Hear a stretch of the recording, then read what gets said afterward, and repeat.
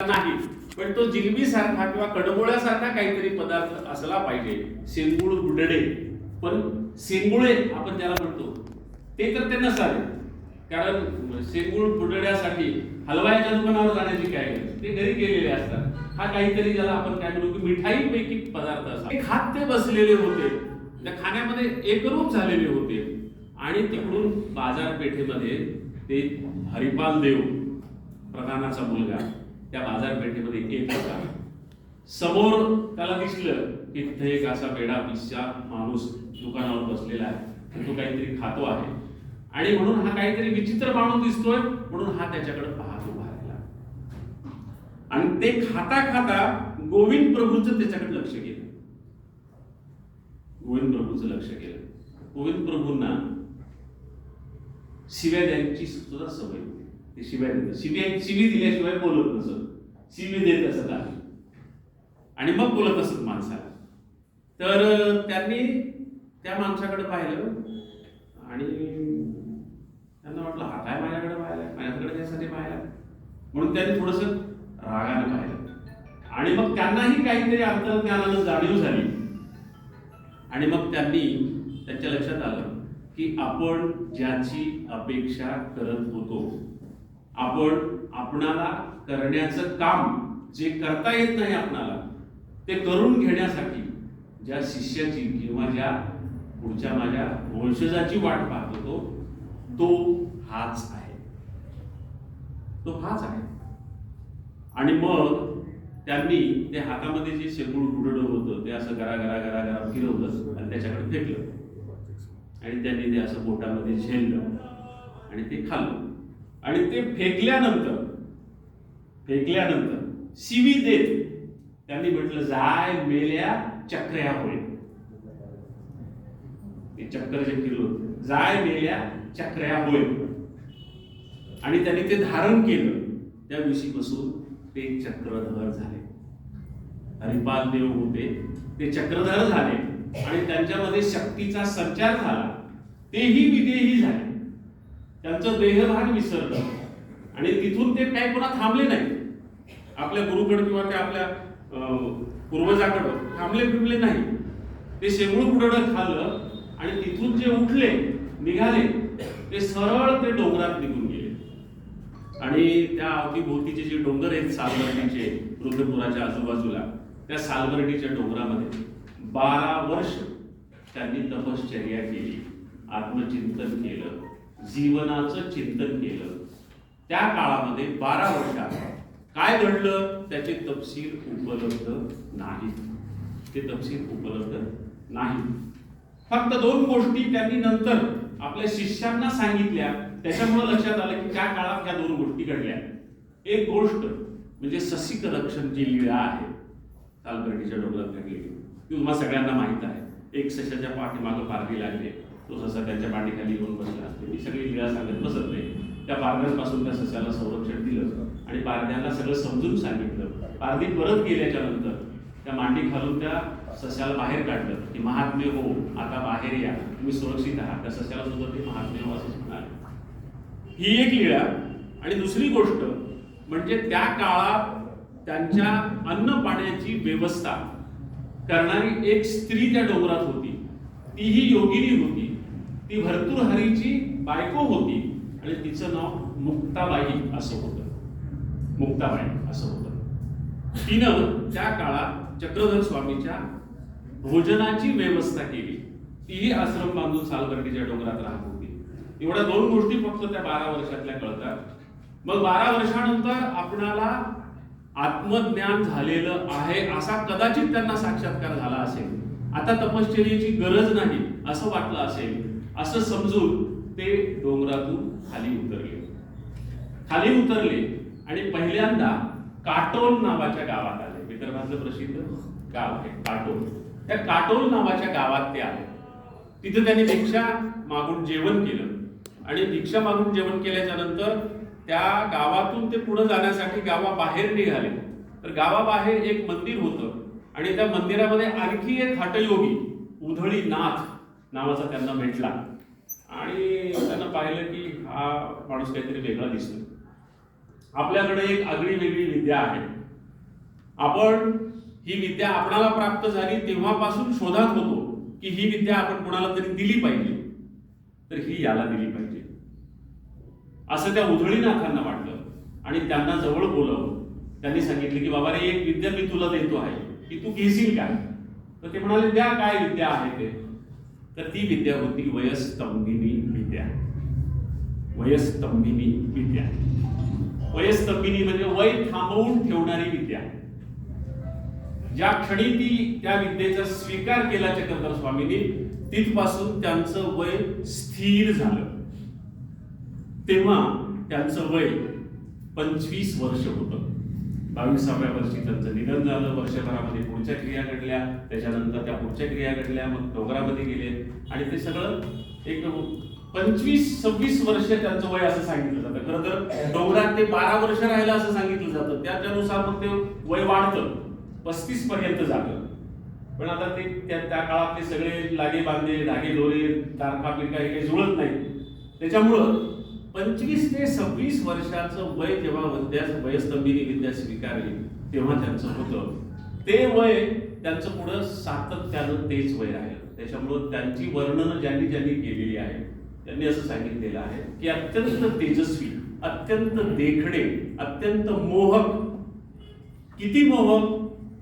तर फक्त बायाच त्यांच्याकडे आकर्षित होत नसत, पुरुष त्यांच्याकडे आकर्षित होत असत. आणि फक्त पुरुषच त्यांच्याकडे आकर्षित होत नसत, तर मुके प्राणी आकर्षित होत असत, पाण्यातले मासे देखील त्यांच्याकडे आकर्षित होत असत, आभाळात उडणारी पाखरं देखील त्यांच्याकडे आकर्षित होत असत, आणि वाघ सिंहासारखे हिंस्र प्राणी देखील त्यांच्याकडे आकर्षित होत असत. आणि आपली हिंस्रता विसरून जात असत. त्याच्या लीळा अनेक प्रसिद्ध आहेत, त्या मी सगळ्या सांगत नसत नाही. या सगळ्यांच्या लीळा आहेत की त्या मासोळ्या त्यांच्याकडे कशा आकर्षित झाल्या, ते वाघ सिंह त्यांच्याकडे कसे आकर्षित झाले, पाखरं त्यांच्याकडे कशी आकर्षित झाली, त्या सगळ्या लीळा आहेत, त्या मी तुम्हाला सांगत बसत नाही. ती वयस्तंभिनी विद्या घेतल्याच्या नंतर तिथून ते पुढं तेलंगणामध्ये वरंगळ भागात गेले. काही दिवस राहिले. तिथं आदिवासी लोक होते. त्या आदिवासी लोकांचा वेळूंच्या कांड्यांमध्ये शिजवलेला भात त्यांनी खाल्ला. त्याला पाणी भात असं नाव आहे. आणि त्या आदिवासी लोकांची भाषा त्यांना समजण्याचं काही कारण नव्हतं, कारण ती आदिवासींची भाषा होती. पण मग चक्रधर स्वामींनी पुढे आठवणी ह्या लोकांना सांगताना, लोकांच्या आल्यावर त्यांनी सांगितलं की ती भाषा कशा होती, तर किलू किलू बोलत होते म्हणे. किलू किलू म्हणजे किलबिल या अर्थाने, किलबिल या अर्थात शब्द आहे की किलू किलू बोलत होते, काहीतरी बोलत होते, मला काही ते समजत नव्हतं. त्यांच्यासोबत चक्रधर काही दिवस राहिले त्या आदिवासी लोकांसोबत. तिथून पुढं तेलंगणात गेले. तेलंगणामध्ये एका श्रीमंत व्यापाऱ्यांनी त्यांना घरी आणलं आणि तो इतका श्रीमंत होता की त्याला घर जावंही पाहिजे होता. आणि त्याच्या लक्षात आलं की आपल्या सुंदर मुलीसाठी हा चांगला मुलगा आहे, म्हणून त्याला घरी आणलं. त्याला म्हणाले, माझ्या मुलीशी विवाह कर. मुलगी चांगली होती. ते म्हणाले ठीक आहे. मग त्या मुलीशी त्यांनी विवाह केला. हंसांबा असं त्या मुलीचं नाव होतं. त्या मुलीशी त्यांनी विवाह केला आणि विवाह केल्याच्या नंतर तिच्याशी छानपैकी ते संसार करू लागले. एक दिवस कुणीतरी बैरागी रस्त्यानं किंगरी वाजवत भीक मागत चाललेला होता. ते पाहिल्यानंतर त्यांच्या लक्षात आलं की अरे हे आपलं आयुष्य असं आहे, आपण हे मुळात असे आहोत आणि आपण काही इथं संसार करत बसलेलो आहोत. त्याच्यामुळं ते आपल्या त्या हंसांबे सोबत द्यूत खेळत बसलेले होते. त्यांच्या पूर्व प्रकृतीप्रमाणे, पूर्व स्वभावाप्रमाणे आपल्या बायकोशी द्यूत खेळत बसलेले होते. तो बैरागी दिसल्याच्या नंतर ते म्हणाले, अरे मी मूळचा हा आहे, मी इथं काय बसलोय तुझ्यासोबत, मला गेलं पाहिजे, मला निघालं पाहिजे. आणि ती एकदम रडायला लागली, मला सोडून तुम्ही कुठं जाणार, मग मी काय करू? तर त्यांच्याकडे ती शक्ती होती, ज्यांनी तिला अशा प्रकारच्या शक्ती संचार केला की ते निघून गेले तरी ती मरेपर्यंत तिला असं वाटत होतं की ते आपल्या सोबतच आहे. अशा शक्तीचा तिच्यामध्ये संचार करून तिथून ते पुढे आले.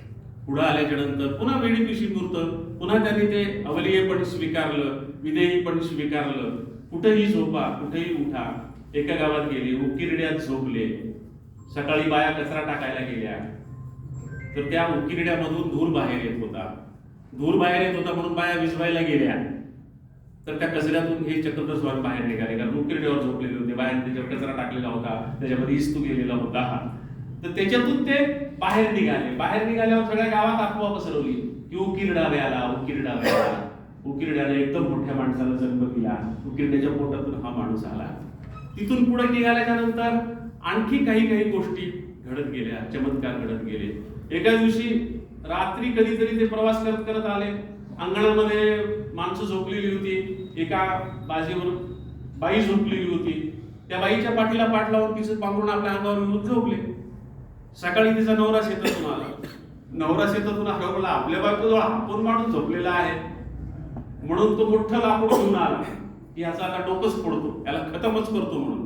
आणि त्यानं त्यांना मारण्यासाठी वर लाकूड उचललं तेव्हा त्यांनी डोळे उघडले आणि त्याच्याकडे पाहिल्याबरोबर प्रेमशक्तीचा संचार झाला त्याच्यामध्ये. त्याचं लाकूड गळून पडलं, तो त्यांच्या पाया पडला आणि मग त्यांची माफी मागून त्यांना जेवण खाऊ घातलं. तिथून पुढं ते निघाले आणि पुन्हा परत ते रुद्रपूरला आले. आपल्या गुरूंना भेटले रुद्रपूरला आणि तिथून निघाल्याच्या नंतर ते पहिल्यांदा भंडारा नावाच्या गावाला आले. भंडारा जो जिल्हा आहे त्या भंडाऱ्याला आले. भंडाऱ्याला आल्यावर त्यांच्या आयुष्यातला पहिला शिष्य त्यांना तिथं भेटला. पहिला शिष्य, त्याचं नाव निळभट्ट भांडारकर. हे निळभट्ट भांडारकर त्यांच्या घरी त्यांच्या पोथ्यांमधलं काहीतरी संदर्भ शोधत होते आणि ते त्यांना सापडत नव्हते, अस्वस्थ होते. आणि हे चक्रधर स्वामी त्यांच्या दारात उभं राहून भिक्षा मागत होते.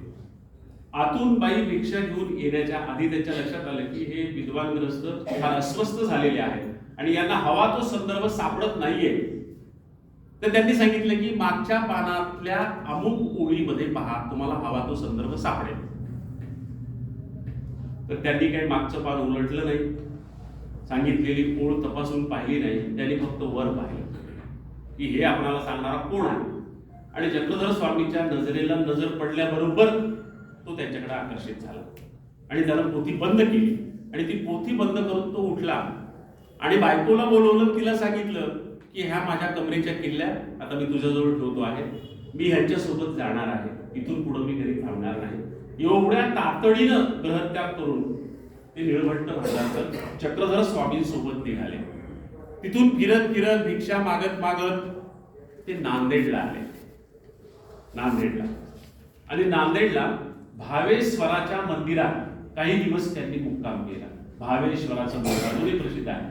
ते भावेश्वराचं मंदिर आहे, म्हणजे भावेश्वर म्हणजे महादेवाचं मंदिर, पण त्याला भाळेसर म्हणतात. आपल्या अपभ्रंश भाषेमध्ये आपण सगळे नांदेडचे लोक भाळेसराचं मंदिर म्हणतात, पण ते भावेश्वराचं मंदिर आहे. त्या मंदिरात ते थांबले. हे निळभट्ट भांडारकर नांदेडात गावात जायचे आणि भिक्षा मागून आणायचे. त्या मंदिरात बसून ते जेवण करायचे. एक दिवस ते भिक्षा मागून आल्याच्या नंतर चक्रधर स्वामींनी त्यांना विचारलं की तुम्ही आज काय पाप करून आला. तर ते निळभट्ट भांडारकर म्हणाले, स्वामी पाप नव्हे, मी आज पुण्य करून आलोय. नाही, मी फार मोठं पाप करून आला नाही, मी फार मोठं पुण्य करून आलोय म्हणले. मी काय पुण्य केलंस तू? तर नांदेडला तेव्हा वेद पठणाची शाळा होती. त्या शाळेमध्ये विद्यार्थी शिकत होते.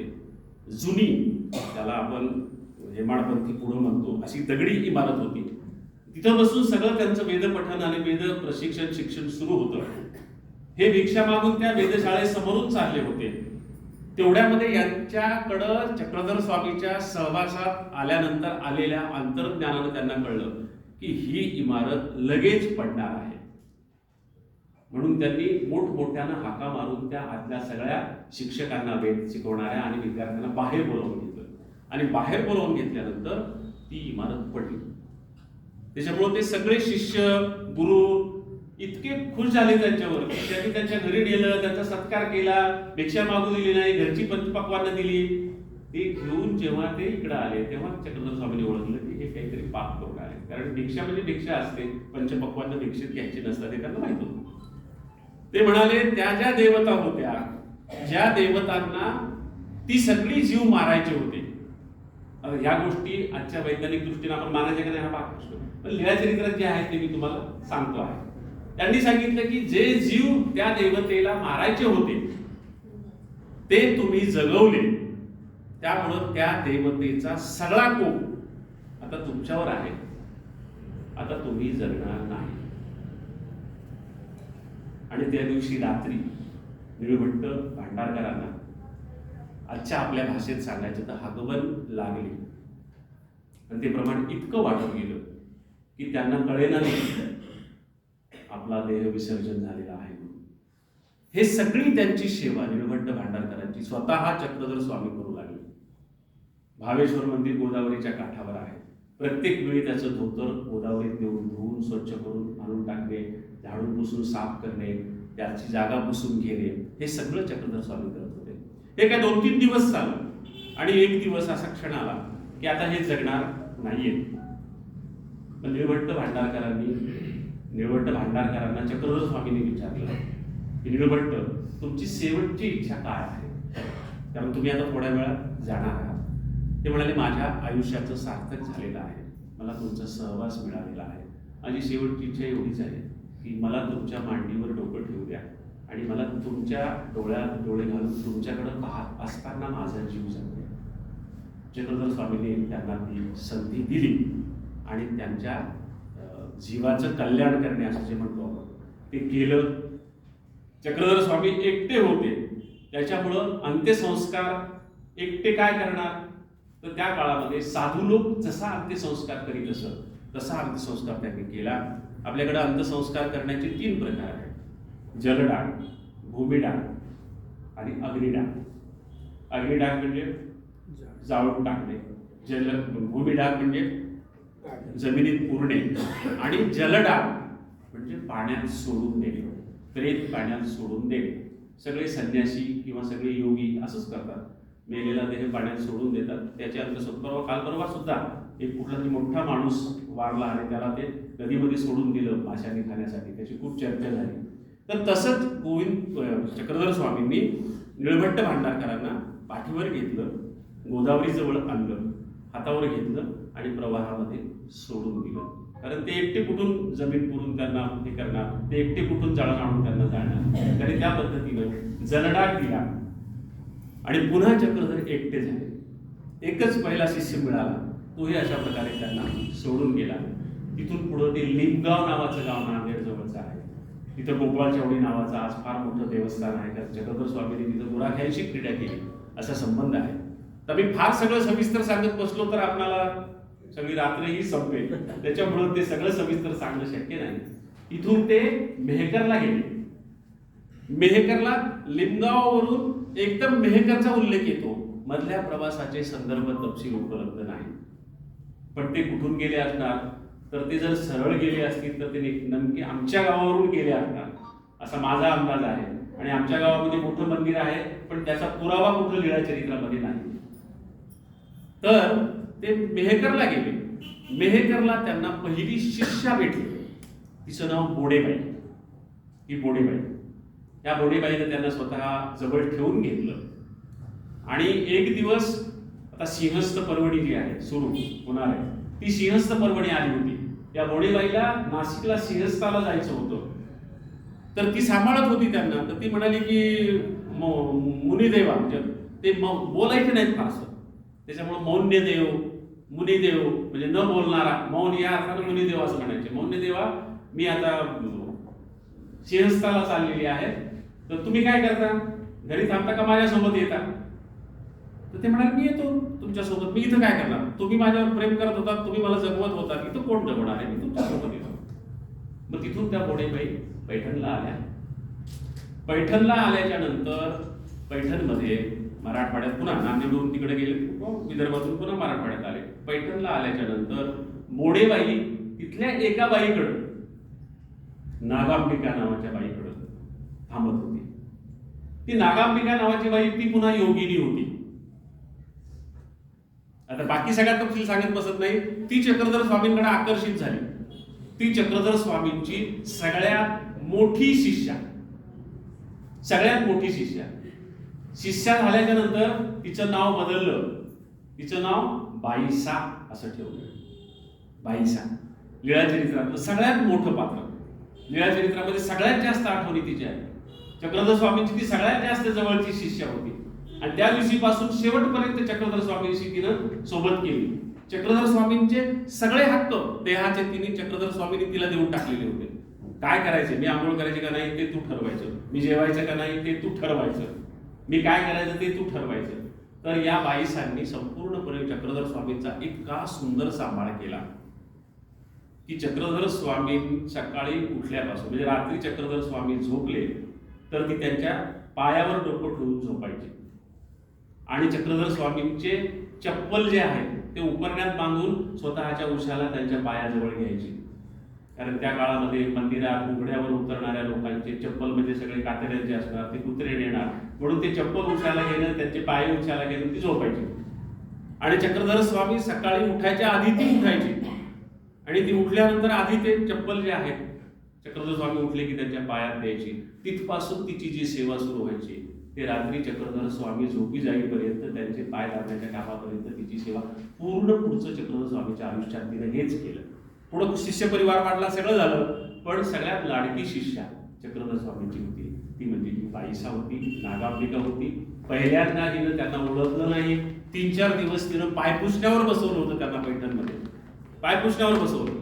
खरं तर चक्रधर स्वामी गोडेबाई सोबत सिंहस्थाला निघाले होते, पण सिंहस्थाला निघाले, गोदावरी नदी ओलांडून पुढे गेले आणि तिथं म्हटले ते गोडेबाईला की मी येत नाही, तुम्ही जा. आणि परत नागांबिकेकडे आले. नागांबिकेनं पायपुसण्यावर त्यांना बसवलं 3-4 दिवस आणि शेवटी तिला उपरती झाली, ज्ञानसंचार झाला, नजरेतून प्रेमसंचार झाला आणि तिनं मग चक्रधर स्वामींचं शिष्यत्व स्वीकारलं. तिथपर्यंत लीळाचरित्राचा एकांक आहे. तिथपर्यंत एकटे चक्रधर स्वामी होते. म्हणून त्या लीळाचरित्राचे 3 भाग आहेत, एकांक, पूर्वार्ध आणि उत्तरार्ध. एकांक बाईसांची भेट होईपर्यंत एकांक आहे. मग एकांक संपला, त्याचा लोकांक सुरू झाला. लोकांमध्ये ते यायला आले आणि मग तिथून त्यांचा परिवार वाढत गेला. तो लीळाचरित्राचा पूर्वार्ध. मग बाईसा त्यांच्यासोबत निघाल्या, त्यांच्यासोबत काही काळ इकडं तिकडं फिरल्या आणि त्या काळामध्ये पुन्हा विदर्भाचा मराठवाड्याचा दौरा त्यांनी केला. आणि त्यानंतर 1-1.5-2 वर्षानंतर त्यांना नागदेवाचार्य भेटले, जे पुढे महानुभाव पंथाचे पहिले आचार्य झाले. चक्रधर स्वामी नंतर पंथाची सगळी धुरा चक्रधर स्वामींनी त्यांच्या खांद्यावर दिली आणि सगळ्यांना सांगितले की माझ्यानंतर हा तुमचा प्रमुख. त्यांची भेट होईपर्यंत पूर्वार्ध आणि त्यांची भेट झाल्यापासून पुढे जो सुरू होतो तो लीळाचरित्राचा उत्तरार्ध. चक्रधर स्वामी महाराष्ट्रात किती दिवस फिरले? फक्त 8 वर्ष. लीळाचरित्राचा कालखंड किती आहे? हा आधीचा भाग सोडा एकांकाचा, कारण तो त्यांनी आठवडी रूप मागचा भाग सांगितला म्हणून आपण तो सलग करून तुम्हाला सांगितला. पण लीळाचरित्राचा एकूण कालखंड हा फक्त 8 वर्षांचा आहे. या 8 वर्षात चक्रधर स्वामी विदर्भ आणि महाराष्ट्रात फिरले. विदर्भ आणि महाराष्ट्राच्या बाहेर गेले नाही. आपल्या शिष्यांना त्यांनी जाऊ दिलं नाही. त्यांनी सांगितलं होतं आपल्या शिष्यांना की मातापुरा कोल्हापुरा न वचावे, कानड देसा तेलंग देसा न वचावे. म्हणजे माहूर आणि कोल्हापूरकडं तुम्ही अजिबात जाऊ नका. तेलंगणा आणि कर्नाटकात तुम्ही अजिबात जाऊ नका, कारण हे सगळे शाक्त संप्रदायानं भारलेले प्रदेश आहेत त्या काळामध्ये. आणि हे सगळे मद्य, मांस आणि स्त्री या 3 मकारामध्ये अडकलेले आहेत. तुम्ही ब्रह्मचारिणी स्त्रिया तिकडे गेल्या तर तुमच्या जीवाला धोका आहे, त्याच्यामुळे तुम्ही इकडे जाऊ नका. म्हणून ते कधीही कोल्हापूर, सातारा, सांगलीकडे गेले नाही. तिकडे महानुभावांचा एकही मठ नाही. तिकडे महानुभाव पंथ अजूनही गेलेला नाही. कर्नाटक आणि तेलंगणामध्ये सुद्धा ते जाऊ देत नव्हते. आणि कोल्हापूर आणि मातापूर म्हणजे माहूर का तर ही देवीची ठाणं होती, तीही तेव्हा शाक्त संप्रदायाने संपूर्णपणे भारलेली होती. त्याच्यामुळे तिकडे तुम्ही जाऊ नका असं त्यांनी सांगितलेलं होतं. त्यांचं सगळ्यात प्रेम जास्त होतं ते मराठवाड्यावर. ते जरी तिकडून आले, त्यांचे गुरु विदर्भात राहत होते, रुद्रपूरला, अमरावती जिल्ह्यामध्ये, म्हणून त्यांची श्रद्धा त्या भागावर होती. पण त्यांचा स्वतःचा जीव मराठवाड्यावर होता. आणि लीळाचरित्रातला 70% भाग हा मराठवाड्यात घडलेला आहे. आणि त्यातल्या त्यात गोदावरीच्या उभय गंगा तीर असं म्हणत. आणि म्हणून महानुभाव पंथामध्ये मराठवाडा हे माहेर समजलं जातं आणि विदर्भ हे सासर समजलं जातं. कारण गोविंद प्रभूंना सगळे कुलप्रमुख त्या अर्थानं सासर, आणि म्हणून विदर्भ हे महानुभावांचं सासर आणि मराठवाडा हे महानुभावांचं माहेर. त्यांनी उभय गंगा तीर असा शब्द वापरलेला आहे. आणि हा उभय गंगा तीर जो शब्द आहे म्हणजे गोदावरीच्या दोन्हीही काठाला त्यांची सगळी प्रवास झालेला आहे. कारण त्या काळामध्ये प्रामुख्यानं नदीच्या काठावरच मोठी शहरं होती, नदीच्या काठावरच मोठ्या वस्त्या होत्या. त्याच्यामुळं गोदावरीच्या दोन्ही बाजूनं मराठवाड्यात जी मोठी मोठी प्राचीन गावं आहेत त्या सगळ्या गावांमधून चक्रधर स्वामी फिरले. त्यांचं उतरण्याचं ठिकाण कुठलं, तर त्या काळामध्ये काही विठ्ठल मंदिरं नव्हती. तोपर्यंत महाराष्ट्रात एकाही गावात विठ्ठल मंदिर नव्हतं, पंढरपूर सोडून आजच्यासारखं. त्या काळात प्रत्येक गावामध्ये महादेवाचं मंदिर असायचं. त्यांची उतरण्याची ठिकाणं म्हणजे प्रामुख्यानं महादेवाची मंदिरं होती, दगडी मंदिरं. त्या मंदिरामध्ये ते उतरायचे. लीळा चरित्रामध्ये महानुभावांनी तत्कालीन जी भाषा आहे ती भाषा जशाला तशी जपून ठेवली. त्यांनी त्यांची सांकेतिक लिपी निर्माण केली त्यांना त्रास होऊ लागल्यावर, आणि त्यांनी आपले ग्रंथ त्या सांकेतिक लिपीमध्ये लपवून ठेवले. त्याच्यामुळं मूळ जे मराठी भाषा त्या काळातली होती त्या काळातल्या मराठी भाषेचं त्यांनी, त्यामुळे काही चक्रधर स्वामींची सूत्र तुम्ही पाहिली तर तुमच्या लक्षात ती भाषा येईल. त्यांनी आपल्या साधूंना कपडे कुठले घालावे, आता तुम्ही काही महानुभाव साधू पाहिले तर तुमच्या लक्षात येईल की त्यांच्या अंगावर काळे कपडे असतात. अलीकडच्या काळामध्ये हे भगवे किंवा गुलाबी कपडे दिसतात. तर जुन्या काळामध्ये गुलाबी कपडे हे पंजाबी महानुभावांचं लक्षण होतं, खून होती.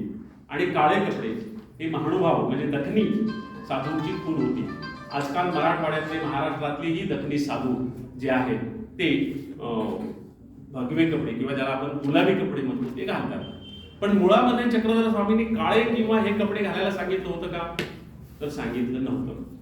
काय सांगितलं होतं तर त्यांनी सांगितलं कारवा तारुवा सारिखे असावे. कारवा तारुवा सारिखे असावे म्हणजे कोळी लोक जे असतात त्यांचे जसे मळकट मळकट कपडे असतात तसे तुम्ही कपडे घालावे. का, तर तुम्ही ब्रह्मचारी आहात. फोन बंद करा सर, स्विच ऑफ करा, नाही तर बाहेर जा. सारखा डिस्टर्ब होतो. सायलेंट करा, स्विच ऑफ करा. तुम्हाला करता येत नसेल तर कुणाकडे द्या.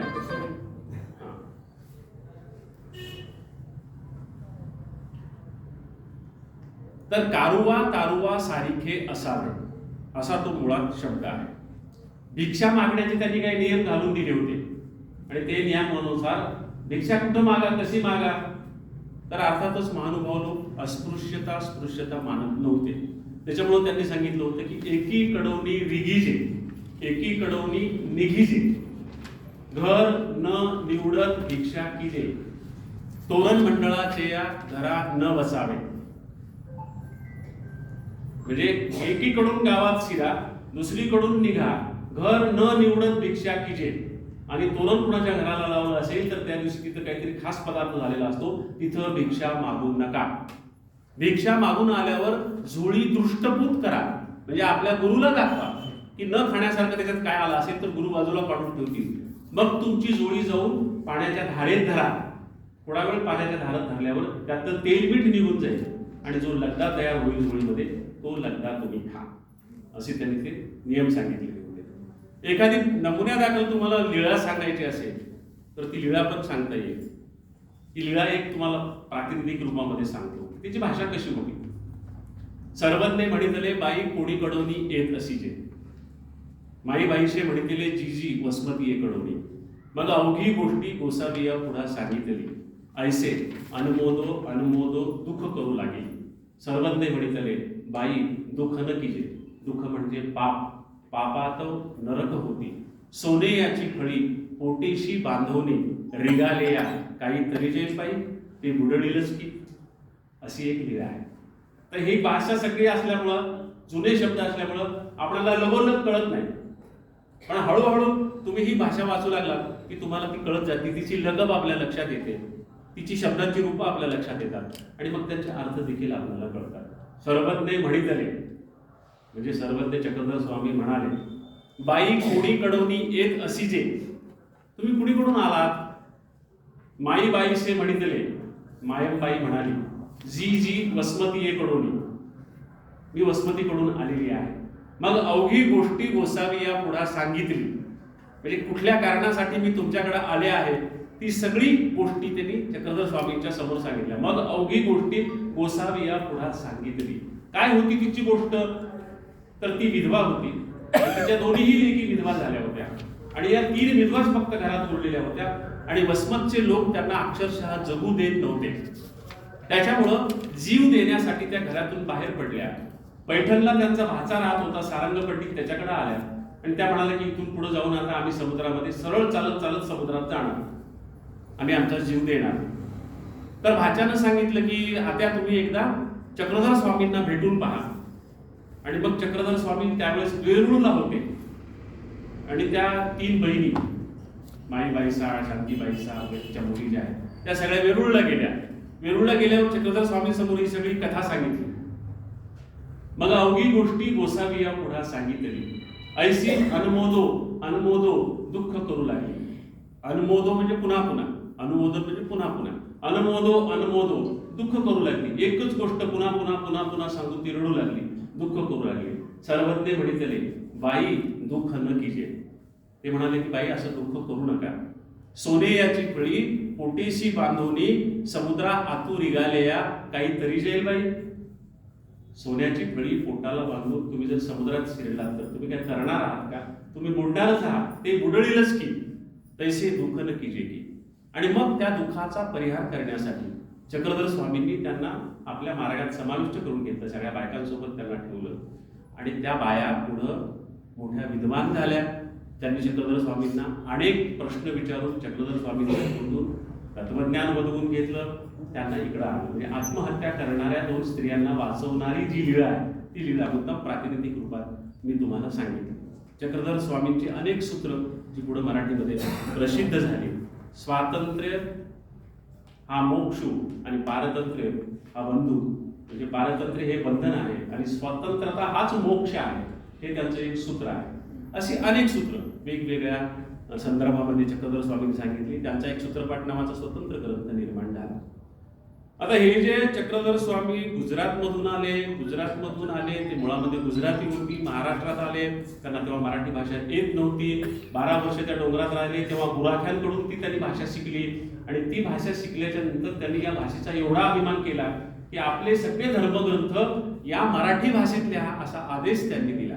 या लीळा चरित्राचं चक्रधर स्वामी गेल्याच्या नंतर या लीळा चरित्राचा अनुवाद रत्नमाळा स्तोत्र या नावानं संस्कृतमध्ये करण्यात आला आणि तो चक्रधर स्वामींच्या नंतर जे आचार्य होते त्यांना दाखवला. केशवदास नावाचे आचार्य होते, त्यांनी तो संस्कृतमध्ये केला होता ग्रंथ, दाखवला. तर ते नागदेवाचार्य म्हणाले की ग्रंथू निकाजा हला, म्हणजे फार सुंदर तुम्ही अनुवाद केलेला आहे संस्कृतमधून, परंतु निवृत्ता जोगा प्रवृत्ता जोगा नव्हे. हा प्रामुख्याने निवृत्त अध्यात्माकडे पूर्ण निवृत्त होऊन आलेल्या लोकांसाठी आहे, जे संसारी लोक आहेत त्यांच्यासाठी नाही. आणि पुढे जे वाक्य उच्चारलं ते मराठीचं पहिलं उद्घोष वाक्य होतं की येणे माझा. त्यांनी आधी सांगितलं की हे अस्मात कस्मात, हे संस्कृत भाषेमध्ये ते शब्द आहेत की हे अस्मात कस्मात माझा सामान्य परिवारू नेणेगा. तुमची ही अस्मात कस्मातची संस्कृत भाषा माझ्या महाराष्ट्रातल्या सामान्य लोकांना कळत नाही. माझा सामान्य परिवारू नागवेलगा, म्हणजे ज्ञानापासून तो परावृत्त होईल, त्यांच्यापर्यंत ज्ञान जाणारच नाही तुम्ही जर पुन्हा संस्कृत भाषा आणली तर. म्हणून मराठी भाषेतच सगळे ग्रंथ निर्माण करा असं पुढच्या नागदेवाचार्यांनीही त्यांना सांगितलं. हे जे तिकडून आलेले होते आणि त्यांनी जे तत्वज्ञान मांडलं, काय तत्वज्ञान होतं महानुभाव पंथाचं, काय होता महानुभाव पंथ, काय वेगळेपण होतं त्यांचं. तर ज्ञानेश्वरांच्या जन्माच्या आधी चक्रधर स्वामी इथून निघून गेलेले होते, इतके ते जुने होते. त्याच्यामुळं ज्ञानेश्वर नव्हते मग, पण नामदेव होते, कारण नामदेव हे ज्ञानेश्वरांपेक्षा 60 वर्ष वडील होते.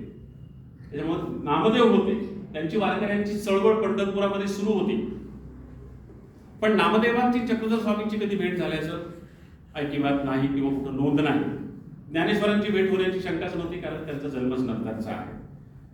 त्याच्यामुळं हे काय मांडू इच्छित होते हे काय सांगू इच्छित होते, तर तत्वज्ञानाच्या भाषेमध्ये महानुभाव संप्रदाय हा प्रामुख्यानं द्वैती आहे. द्वैत आणि अद्वैत असे सगळे हिंदू जे संप्रदाय आहेत ते दोन भागामध्ये विभागलेले आहेत. ईश्वर आणि भक्त हे दोन स्वतंत्र गोष्टी आहेत, त्यांचा एकमेकाशी संबंध नाही असं समजणारे हे द्वैती, महानुभाव द्वैती. आणि वारकरी हे अद्वैती आहे, चितविलासवादी आहे. ज्ञानेश्वरांनी जो ज्ञानेश्वरीमध्ये चितविलासाचा सिद्धांत म्हणतात, चित आणि विलास, मूळ ब्रह्म आणि त्याचा पसारा, चितविलास, आत्मा आणि परमात्मा हे एकच आहे. माणूस जन्माला येतो म्हणजे मूळ चैतन्याचा, ईश्वराचा गाभा थोडासा बाजूला होतो, तो माणूस म्हणून जन्माला येतो आणि माणूस जन्म संपल्यानंतर तो पुन्हा ईश्वराच्या रूपामध्ये एक रूप होतो. त्याला आपण चित विलास म्हणतो. म्हणजे हा आपला जन्म हा त्या चितचा विलास आहे, खेळ आहे, चितविलास. असं ज्ञानेश्वरीचा मूळ सिद्धांत आहे, चितविलासाचा सिद्धांत. तो अद्वैतवादी सिद्धांत. त्याच्या विरुद्ध महानुभाव होते, द्वैतवादी. पण महानुभाव हे प्रामुख्याने अवैदिक होते, वेदप्रणीत धर्म त्यांना मान्य नव्हता. त्याच्यामुळं त्या काळामध्ये त्यांच्या विरोधात मोठं वादळ उठलं. चक्रधर स्वामींचा संप्रदाय वाढत चाललेला होता. त्या काळामध्ये महाराष्ट्रात रामदेवाचं राज्य होतं. देवगिरीचे जे रामदेव राजे होते, रामदेवराव यादव, त्या रामदेवराव यादवांचं राज्य होतं. आणि त्यांचं राज्य सुरू असताना चक्रधर स्वामी, ते पैठणी तिथून जवळ ना, देवगिरीवरून जवळ. आणि चक्रधर स्वामींचा या 8 वर्षातला 2 वर्ष काळ पैठणमध्ये गेलेले आहे. एकदा तर सलग 10 महिने ते पैठणला राहिले होते. आणि तिथं पैठण ही त्या काळामध्ये मोठं केंद्र होतं दक्षिण भारतामधलं हिंदूंचं. आणि तिथंच त्यांनी ते केंद्र उद्ध्वस्त करायला सुरुवात केलेली होती.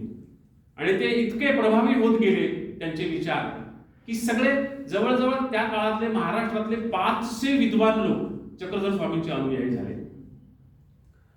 प्रत्यक्ष रामदेव राजाची एक बायको जी आपल्या मराठवाड्यातलीच मुदगलची होती, मुदगल हे त्यांचं गाव गोदावरीच्या काठावरचं, त्या मुदगलची होती. त्या राणीनं स्वतः चक्रधर स्वामींचं शिष्यत्व स्वीकारलं होतं, उपदेश घेतलेला होता. आणि जो हेमाद्री म्हणून त्यांचा प्रधान होता, त्या हेमाद्रीनं हे हेमाडपंथी मंदिराची परंपरा काढली असं म्हणतात. ते अजून कन्फर्म नाही, काही इतिहासकार म्हणतात नाहीये, त्याच्या आधीपासून ती होती.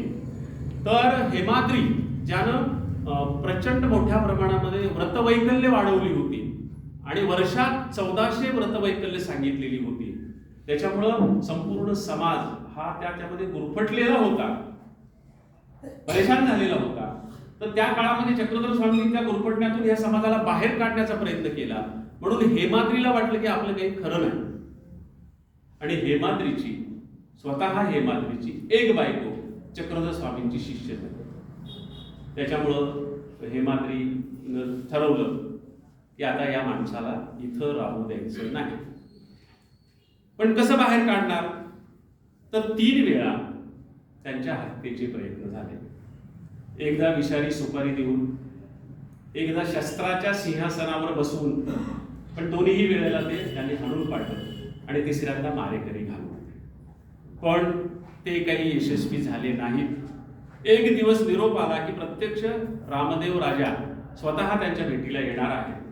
चक्रधर स्वामीला खात्री होती की तो भेटला आणि मी त्याच्या डोळ्यात डोळे खुपसले, माझ्या नजरेनं त्याला मोहित केलं की तो सुद्धा महानुभाव होईल आणि मग सगळं उद्ध्वस्त होईल, सगळे अंधाधुंद माझे, तो परत जाणार नाही, तोही संन्यास घेईल.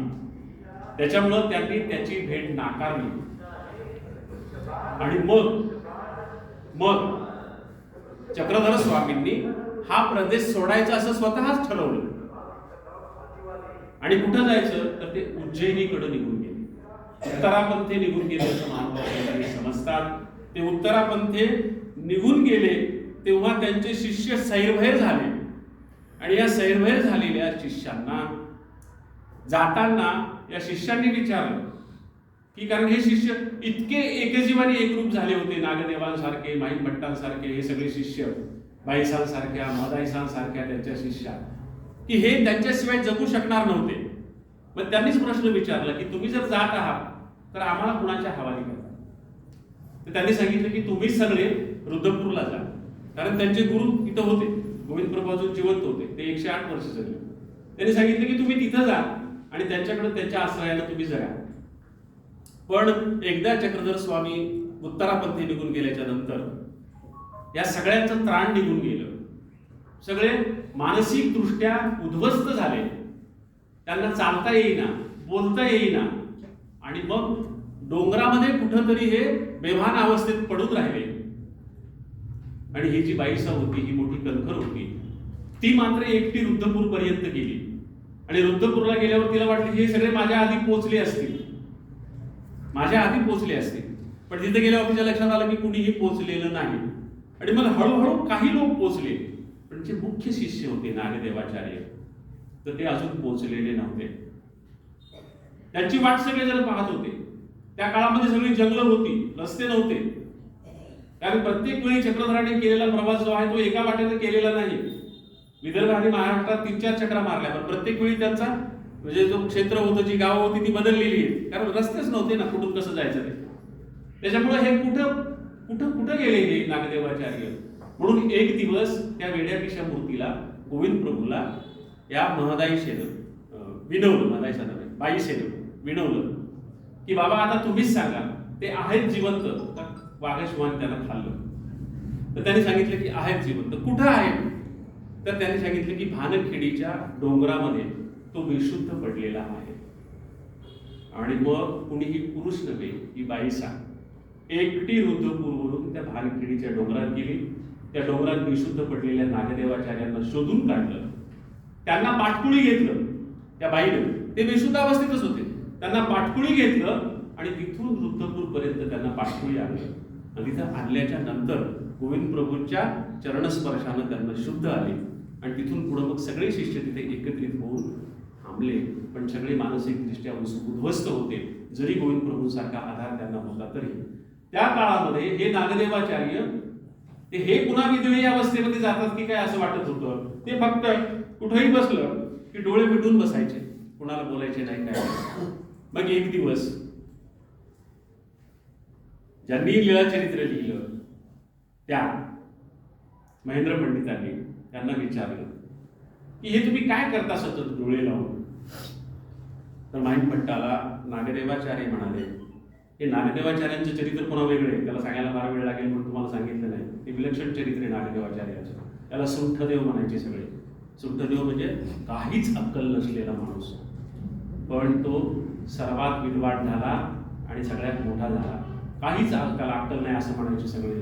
वानरे या म्हणायचे, झाडावर चढायचा वानरासारख्या या फांदीवरून त्या फांदीवर उड्या मारायचा. तो चक्रधर स्वामीचा लाडका शिष्य झाला, सर्वज्ञ झाला. आणि त्याच्याकडे सगळे, पण त्याला महिमभट्टाने विचारले तुम्ही काय करता? महिमभट्ट तर एवढे प्रकांड विद्वान होते, तेच त्याला सुंठदेव म्हणायचे. महिमभट्टाने त्याला सुंठदेव नाव ठेवलं होतं, कारण याला काहीच अक्कल नाही असं म्हणायचे ते. पण मग ते विचारायचे की तुम्ही काय करता डोळे मिटून सारखं? तर त्यांनी सांगितलं की मी चक्रधर स्वामींच्या आठवणींचं स्मरण करतो. महिमभट्ट म्हणाले तुम्ही एकटे का करता? आम्हाला सांगा, मला सांगा, मी लिहून घेतो. मग थोडा वेळ नागदेवाचार्यांनी विचार केला. ते म्हणाले की तुम्ही म्हणता ते बरोबर आहे, कदाचित पुढच्या मार्गाला त्या आठवणी उपयोगी पडतील, तर आपण तसं करूया. आणि मग रुद्धपूरच्या बाहेर वाजेश्वरी नावाचं ठिकाण आहे. वाजेश्वरी नावाचं ठिकाण अजूनही ते दाखवलं जातं. तिथं छोटंसं स्मृतीस्थळ बांधलेलं आहे. तिथे एका झाडाखाली जाऊन ते दोघं जण बसायचे. नागदेवाचार्य त्यांना त्या आठवणी सांगायचे आणि त्या सगळ्या आठवणी ते लिहून घ्यायचे. ही प्रक्रिया 6 महिने चालली. 6 महिन्यानंतर नागदेवाचार्य म्हणाले की माझ्या आठवणी सांगून संपल्या. त्यांनी सांगितलं की मी खूप उशिरा त्यांच्या उत्तरार्धामध्ये नागदेवाचार्य त्यांच्या सहवासात आले ना, तर माझ्या आधी बाईसा सहवासात आल्या, माझ्या आधी महदाईसा सहवासात आली, माझी आई सहवासात आली. मी तर बरेच दिवस माझी आई बहीण जाऊनही त्यांच्याकडे गेलो नाही. त्याच्यामुळे माझ्या आईला विचारा माझ्या आधीच्या आठवणी, आणखी कुणाकुणाला विचारा, आणि सगळ्यांना विचारा की स्वामी एकांतात असताना त्यांनी सांगितलेल्या आठवणी कुणाकुणाकडे आहेत. म्हणजे ते जेव्हा लोकांमध्ये नव्हतेच, त्या आधीच्या आठवणी त्यांनी वेळोवेळी सांगितलेल्या आहेत. तर कुणाकुणाकडे काय काय आठवणी सांगतात त्या आठवणी गोळा करा. मग काही दिवस ते काम चाललं. आणि मग महिमभट्ट म्हणाले की तुम्ही असं करा की आता महाराष्ट्रभर फिरा आणि जिथं जिथं चक्रधर स्वामी गेले त्या गावी जा किती होती त्या गावांची संख्या? 1600 त्या काळात. या 1600 गावी तुम्ही जा.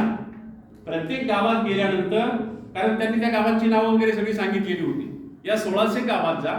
तिथं गेल्यानंतर त्या लोकांना पुन्हा विचारून काही आठवणी त्यांच्याकडे आहेत का घ्या. माहीम भट्ट 2 वर्ष सतत महाराष्ट्रावर त्यांनी भ्रमंती केली. त्या आठवणी लोकांकडून जमा करून घेतल्या. बरेच लोक शेतकरी होते, त्यांना काही देणं घेणं नव्हतं की हे म्हणजे कोण माणूस आला आणि त्याला काय सांगायचे, आपल्याला काय करायचं त्याच्यावर, आपलं शेत भलं, आपण भले, आपलं काम भलं. लोक म्हणायचे आम्हाला वेळ नाही तुम्हाला सांगायला. ते म्हणायचे काय काम आहे? ते म्हणायचे आम्हाला शेतात जाऊन आऊत लावायचे. ते म्हणायचे चला शेतात जाऊन तुम्ही आऊत लावा, नांगर हाका, मी तुमच्या मागे फिरतो, पण तुम्हाला आठवेल तसं तुम्ही सांगा. मी ते स्मरणात ठेवी आणि संध्याकाळी बसून ते लिहिली. तो जुना काळ, कागद फारसे उपलब्ध नव्हते, खूपच प्रमाण कमी होतं. शाई पेन उपलब्ध नव्हते. पेन हातानं बोरू तयार करावा लागायचा, शाई हातानं लाखाची तयार करावी लागायची. हे सगळं करून ह्या सगळ्या आठवणी 2 वर्ष 1600 गावामध्ये फिरून माहीम भट्टांनी गोळा केल्या. हे सगळं गोळा केल्याच्या नंतर पुन्हा एकदा नागदेवाचार्य म्हणाले मला पुन्हा सगळं वाचून दाखवा. माहीम भट्टांनी एक एक लीळा संपूर्णपणे जेवढा वेळ लागेल तेवढा त्यांना वाचून दाखवल्याच्या नंतर माहीम भट्टाशिवाय इतरांनी ज्या ज्या लीळा सांगितल्या होत्या, ज्या ज्या आठवणी सांगितल्या होत्या, त्या आठवणीमधलं सत्य काय आणि असत्य काय ते ठरवण्याचे पूर्ण अधिकार नागदेवाचार्यांना दिले सगळ्यांनी. आणि मग नागदेवाचार्य सांगायचे हे असत्य वाचून दाखवलं की लीळा बाजूला करायची, हे सत्य ते सांगायचे की हे असं घडलं होतं, हे सत्य, मी विसरलो होतो पण त्यांनी बरोबर सांगितलं हे घडलं होतं, हे सत्य. मग त्या लीळेचा समाविष्ट करायचा. एखाद्या लीळेमधलं चक्रधर स्वामीच्या तोंडीचं एखादं वाक्य जर त्यांच्या तोंडचं नसेल तर नागदेवाचार्य सांगायचे हे असत्य, म्हणजे हे जे स्वामींच्या तोंडी घातलेलं वाक्य आहे हे खरं नाही, हे खोटं वाक्य आहे. मग ते काढून टाकायचं. म्हणजे एखादी संपूर्ण लीळा काढायची, एखाद्या लेण्यातलं एखादं वाक्य काढायचं, एखाद्या लेण्यातलं एखादं मत काढायचं. असं करून संपूर्णपणे 3 वर्षात हा लीळा चरित्र नावाचा मराठीतला पहिला ग्रंथ सिद्ध झाला. इतकी मेहनत घेऊन एखादा ग्रंथ आज कोणी लिहिला आणि इतक्या शास्त्रशुद्ध पद्धतीनं चरित्र लिहित असतात काय? आजही आपण खरं लिहित नाही. बऱ्याच गोष्टी चरित्रात तर सगळा गौरवच असतो आणि चरित्र लिहिणारा सगळं माहितही नसतं, तो विचारूनच लिहित असतो. आत्मचरित्रात सगळं माहित असूनही आपण सगळं लिहित नाही. पण चक्रधर स्वामींच्या निंदा नालस्तीच्या लीळाही त्याच्यामध्ये समाविष्ट आहेत, त्या बाहेर काढलेल्या नाहीये. जे सत्य आहे ते असू दे, त्याचा बाहेर काढण्याचं काही कारण नाही, त्याला दुसरा विक्षेप लावण्याचं काही कारण नाही. त्या सगळ्या लीळा चरित्रामध्ये समाविष्ट करण्यात आलेल्या आहेत. त्यांची संख्या 1270 आहे. 1270 म्हणजे लीळा चरित्रामध्ये थोडक्यात प्रकरण म्हणा, आठवणी म्हणा, एक आठवणीचे एक प्रकरण. तर किती आठवणी आहेत? 1270. काही पोथ्यांमध्ये कमी आहेत, काही पोथ्यांमध्ये जास्त आहेत. सरासरी 1250 धरा तुला.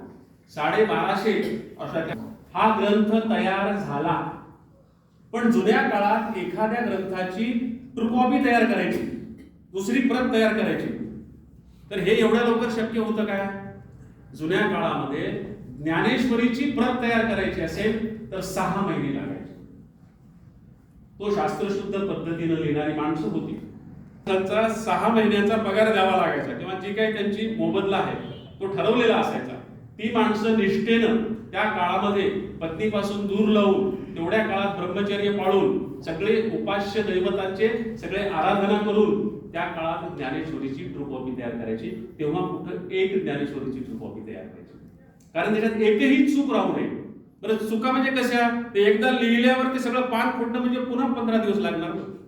एक एक अक्षर लिहावं लागायचं, तो टाक बुडवायचा, एकच अक्षर लिहिलं जायचं, पुन्हा टाक बुडवायचा, पुन्हा एकच अक्षर लिहिलं जायचं. इतकं काय अवघड होतं. त्यामुळे लीळा चरित्राची दुसरी प्रत केली नाही, एकच प्रत होती. 30 वर्ष लीळा चरित्राची एकच प्रत होती. 30 वर्षानंतर महानुभाव पंथ खूप मोठ्या प्रमाणात महाराष्ट्रावर पसरला, खूप अनुयायी त्यांचे निर्माण झाले. तेवढ्यामध्ये अल्लाउद्दीन खिलजीची भारतावर स्वारी झाली आणि त्या स्वारीचे परिणाम महाराष्ट्रापर्यंत आले. स्वारी थोडी आधीच झालेली होती, पण मुस्लिमांचं आक्रमण महाराष्ट्रात यायला उत्तर भारतातून थोडा वेळ लागला. लीळाचरित्र लिहिल्यानंतर 1200 साली हे लीळाचरित्र कंप्लीट झालं. 1230 ला, म्हणजे इसवी सणात सांगत नाही मी, हे शकामध्ये सांगतो, त्याच्यामध्ये 78 मिळवा. शके 1200 ला लीळाचरित्र लिहून तयार झालं, त्याच्यात 78 मिसळले, म्हणजे 1278 इसवी सणामध्ये ते लीळाचरित्र तयार झाल्यानंतर 30 वर्ष त्याची ट्रू कॉपी नव्हती, आणि त्या 30 वर्षामध्ये ते आक्रमण मुस्लिमांचं आधीच झालेलं भारतामधलं महाराष्ट्रापर्यंत आलं, आणि महाराष्ट्रामध्ये अंधाधुंद माजली, पळापळ सुरू झाली. त्या काळामध्ये वारकरी संप्रदायाची पळापळ सुरू झाली. त्या काळामध्ये महानुभाव पंथातले लोक पळून स्वतःच्या सुरक्षेसाठी कोकणात गेले. त्यांचे देव आणि त्यांची पोथी, आणि तोपर्यंत दुसऱ्या काही पोथ्या तयार झाल्या होत्या. त्या 30 वर्षात गोविंद प्रभू चरित्र लिहून तयार केलं होतं माहीम भट्टानेच लिहिलं. जे गोविंद प्रभू होते, चक्रधर स्वामीचे गुरु, रुद्रपूरचे, जी वेडीपिशी मूर्त होती, त्यांचं पण चरित्र नंतर लिहिलं त्यांनी. ते चरित्र हे माहीम भट्टाने लिहिलेलं हे लीळाचरित्र. आणखी काही थोड्या पोथ्या त्यांची एक झोळी होती, आणि त्यांचे देव जे होते त्या देवांची एक झोळी होती. ह्या 2 झोळ्या घेऊन ते कोकणात पळून गेले. कोकणात पळून गेल्याच्या नंतर इकडून मुसलमानाच्या आक्रमणाच्या भीतीने ते कोकणात पळून गेले, तर तिकडून खलाशांची आक्रमण सुरू झाली होती. कदाचित पोर्तुगीजांच्या पहिल्या टोळ्या यायला सुरुवात झाली असावी. तिकडून ते खलासी उतरले. तर खलासियाच्या धाडीमध्ये लीळाचरित्राची ही एकमेव प्रत नष्ट झाली. इतक्या मेहनतीने लिहिलेला हा ग्रंथ 30 वर्षानंतर खलाशाने, एका खलासियाची धाड असं म्हणतात. खलाशी म्हणजे नाव समुद्रातून आलेले लोक. हे काय करायचे महानुभाव लोक, पळापळीमध्ये त्या 2 झोळ्या काळजाला धरून पळायचे. तर शत्रू वर्गाला किंवा त्या खलाशांना वाटायचे की ह्याच्यातच काहीतरी आहे, ह्याच्यातच संपत्ती असणार नाही यांची, हे एवढ्या जीवापाड जपून पळतात म्हणजे ह्याच्यातच काहीतरी आहे. आणि ते देवाच्या पेट्या आणि ग्रंथाच्या पेट्या असायच्या. परसराम बास नावाचे ग्रस्त होते, म्हणजे साधू होते महानुभावांचे. त्यांच्याजवळ पोथींची झोळी होती, पेटी असलेली ती झोळी होती. ते छातीला लावून पळत होते. ते तेवढ्यात एक खलासी आला आणि त्यानं ती झोळी हिसकावून घेतली, तो पळून गेला. त्यात पोथ्याच होत्या, त्यानं पुढे त्याचं काय केलं असणार, कदाचित समुद्रात फेकून दिली असणार.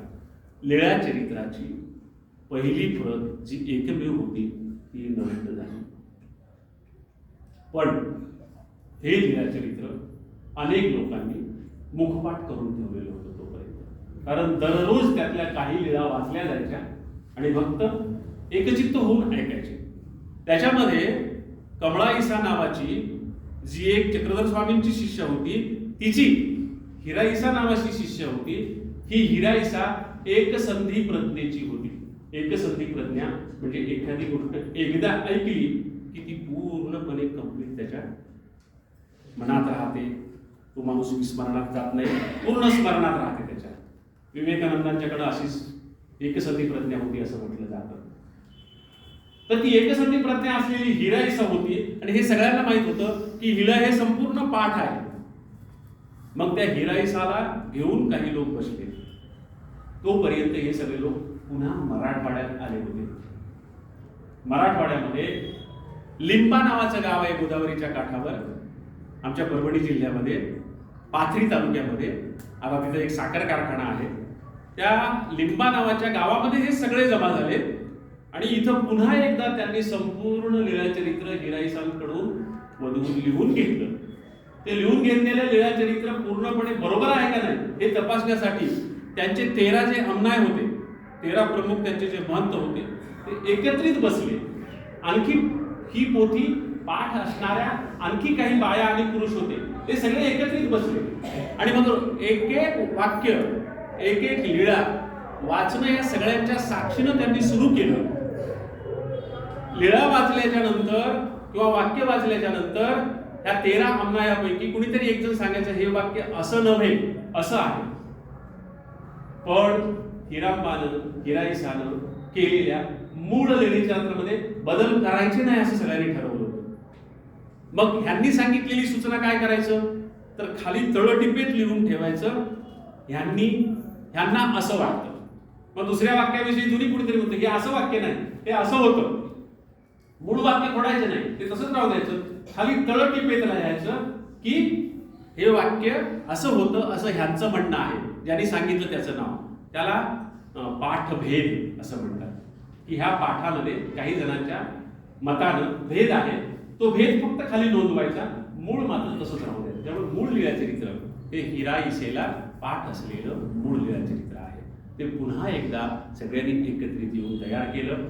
आज जे प्रामुख्यानं मान्यता प्राप्त लीळाचरित्र आहे ते हिराईसानं मुखपाठ असताना केलेलं ते होतं. त्याच्यातून ते सगळं पुढं आलेलं होतं आणि तेच लीळाचरित्र आज आपणाला उपलब्ध आहे.